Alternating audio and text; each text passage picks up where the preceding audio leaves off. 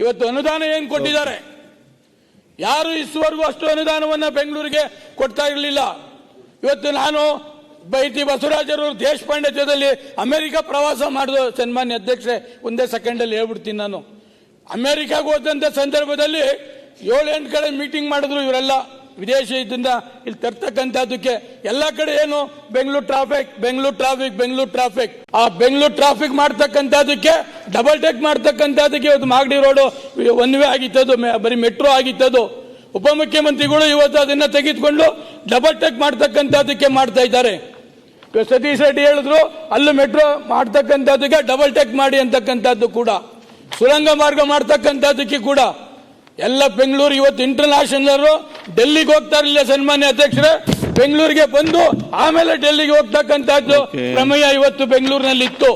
ಅಂತ ಕೀರ್ತಿ ಇವತ್ತು ಬೆಂಗಳೂರಿನಲ್ಲಿದೆ.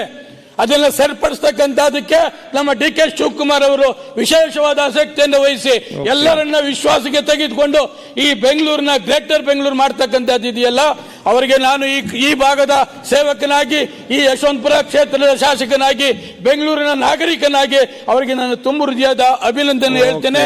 ಇದಕ್ಕೆ 100ಕ್ಕೆ 100 ಸಂಪೂರ್ಣ ಸಹಕಾರವನ್ನು ಕೂಡ ಕೊಡ್ತೇನೆ ಅಂತಕ್ಕಂಥದ್ದನ್ನ ತಮ್ಮ ಮುಖಾಂತರ ಹೇಳ್ತೇನೆ. ಸನ್ಮಾನ್ಯ ಅಧ್ಯಕ್ಷ, ನಮಸ್ಕಾರ.